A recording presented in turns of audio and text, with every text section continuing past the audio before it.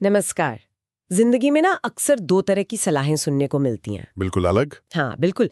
एक तरफ तो कहते हैं कि भाई खूब पढ़ो, अच्छी डिग्री लो और एक सुरक्षित नौकरी पकड़ लो। हाँ, ये तो बहुत कॉमन है। और दूसरी तरफ सुनने को मिलता है अरे पैसे के लिए खटना बंद करो, पैसे को अपने लिए काम पर लगाओ। हाँ, ये दूसरी वाली सोच थोड़ी अलग है ना?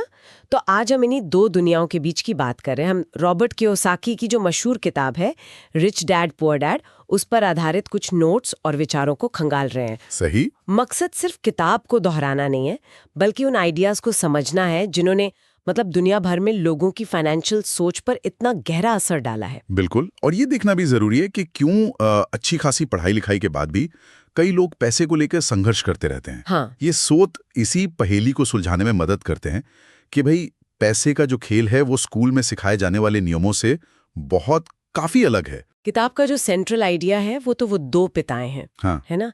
एक गरीब पिता, पढ़े लिखे थे, सरकारी नौकरी में थे, पर पैसे को लेकर हमेशा डरे सहमे रहते थे। हाँ, सिक्योरिटी की चिंता। और दूसरे अमीर पिता, कम पढ़े लिखे पर एक सफल व्यवसायी। हाँ। पैसे को वो एक टूल की तरह देखते थे। है ना? बिल्कुल। और उनकी सलाह एकदम उल्टी, जमीन आसमान का फर्क। हाँ। और यहीं पर वो गैप सामने आता है। स्कूल हमें नौकरी करना तो सिखा देते हैं शायद, पर पैसा कैसे काम करता है ये कौन सिखाता है? सही बात है। गरीब पिता का फोकस था स्टेबिलिटी, जॉब सिक्योरिटी, बस महीना पूरा हो, तनख्वाह आए।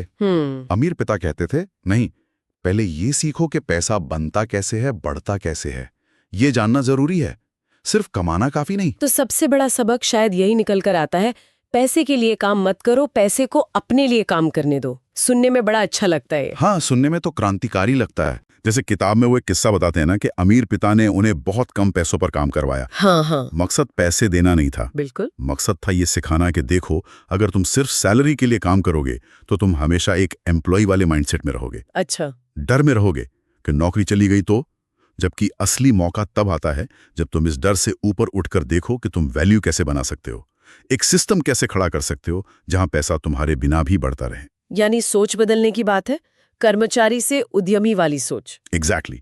वो एक माइंडसेट शिफ्ट है। और फिर वो दूसरा बड़ा कॉन्सेप्ट आता है जो शायद सबसे ज्यादा पॉपुलर हुआ, एसेट और लायबिलिटी का फर्क। हाँ, ये तो बहुत ही फंडामेंटल है। सुनने में बड़ा सीधा लगता है, पर शायद असल जिंदगी में लोग यही सबसे ज्यादा गलती करते हैं। बिल्कुल करते हैं। अमीर लोग क्या खरीदते हैं? एसेट्स, मतलब ऐसी चीजें जो उनकी जेब में पैसा डालें। जैसे किराए पर दी हुई प्रॉपर्टी। हाँ। या स्टॉक से मिलने वाला डिविडेंड, या कोई साइड बिजनेस जो प्रॉफिट दे रहा हो। और गरीब और मध्यम वर्ग वो अक्सर लायबिलिटीज खरीदते हैं। हाँ। और मजे की बात यह है कि उन्हें लगता है कि वो एसेट खरीद रहे हैं। जैसे बड़ी कार जिसकी ईएमआई देनी है, पेट्रोल का खर्चा है, मेंटेनेंस है, या जरूरत से बड़ा घर जिसका लोन और रखरखाव जेब खाली कर रहा है। तो ये चीजें जेब से पैसा निकाल रही हैं, डाल रही। बिल्कुल। किताब कहती है कि जब तक आप इस बेसिक फर्क को नहीं समझेंगे, आप अनजाने में ही पैसा गंवाते रहेंगे, चाहे आपकी सैलरी कितनी भी बढ़ जाए। और इसी समझ की कमी की वजह से लोग उस चीज में फंस जाते हैं जिसे किताब रैट रेस कहती है। हाँ, वो चूहों की दौड़। कमाओ, खर्चे करो, बिल भरो, फिर अगला महीना फिर वही चक्कर। बिल्कुल। ज्यादातर लोग इसी साइकिल में दौड़ते रहते हैं। उन्हें समझ नहीं आता कि वो आर्थिक रूप से आजाद क्यों नहीं हो पा रहे। तो इस रेस से बाहर कैसे निकलें? किताब क्या रास्ता बताती है? रास्ता है वित्तीय साक्षरता, फाइनेंशियल लिटरेसी जिसे कहते हैं। फाइनेंशियल लिटरेसी मतलब भारी भरकम शब्द? नहीं, भारी भरकम शब्द नहीं। इसका सीधा सा मतलब है पैसों के सिस्टम को समझना। अच्छा, जैसे टैक्स कैसे काम करते हैं, अमीर लोग टैक्स नियमों का फायदा कैसे उठाते हैं, लोन और ब्याज दरें कैसे आपके फेवर में या आपके खिलाफ काम कर सकती हैं, निवेश के अलग अलग तरीके क्या हैं, stock, bond, real estate, business, उनमें रिस्क कितना है, ये सब समझना। ओके, तो ये सिर्फ जानकारी इकट्ठा करना नहीं है, ये एक तरह की स्ट्रैटेजी बनाना है पैसे को लेके। बिल्कुल, एक सोच विकसित करना है। और इसमें वो सोच वाला एंगल बहुत जरूरी है ना? जैसे वो कहते हैं कि ये मत कहो मैं इसे खरीद नहीं सकता। हाँ, बल्कि पूछो मैं इसे कैसे खरीद सकता हूँ। सही कहा, क्योंकि पहला वाक्य जो है मैं नहीं खरीद सकता, वो आपके दिमाग के दरवाजे बंद कर देता है, आप हार मान लेते हैं। लेकिन दूसरा सवाल, मैं इसे कैसे खरीद सकता हूँ, वो आपके दिमाग को दौड़ाता है, वो आपको समाधान ढूंढने पर मजबूर करता है, नए रास्ते तलाशने के लिए उकसाता है। ये तो सिर्फ पैसे की बात नहीं हुई, ये तो जिंदगी के किसी भी चैलेंज पर लागू होता है। बिल्कुल। सवाल पूछने का तरीका ही आपकी सोच की दिशा तय कर देता है। मैं अमीर कैसे बन सकता हूँ, ये सवाल आपको एक्शन लेने पर मजबूर करता है।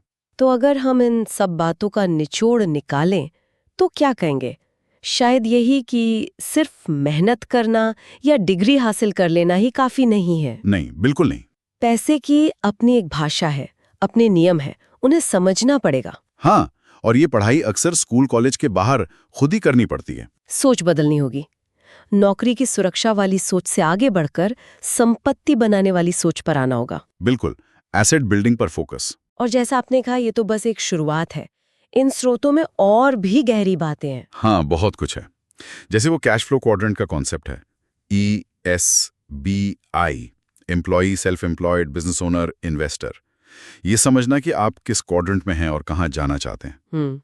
फिर अलग अलग तरह की इंटेलिजेंस की बात है, जो आर्थिक सफलता के लिए जरूरी है, सिर्फ अकादमिक नहीं। ये सब और गहरे विषय हैं। सही कहा। तो आखिर में एक सवाल शायद सोचने के लिए छोड़ देना चाहिए। हाँ, जरूर। कि हम जिस रास्ते पर चल रहे हैं, क्या वो हमें सिर्फ गुजारा करने में मदद कर रहा है या वाकई हमें वित्तीय स्वतंत्रता, मतलब फाइनेंशियल फ्रीडम की ओर ले जा रहा है? ये सवाल खुद से पूछना बहुत जरूरी है। आपका रास्ता कहाँ जा रहा है?